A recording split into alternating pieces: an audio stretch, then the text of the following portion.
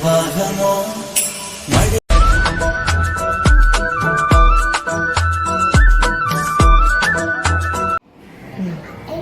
மழை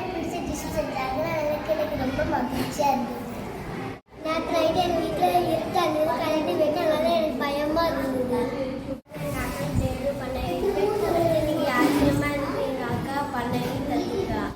நேற்று நான் ஒரு மணல் வீடு கட்டினேன். அதை எங்கள் அண்ணன் எனக்கு உடச்சிட்டா. அதனால எனக்கு வருத்தமாக எங்கள் அம்மா சாப்பாடு செய்ய லேட் ஆகிட்டு அதனால எனக்கு அழுதுவே இருந்தது.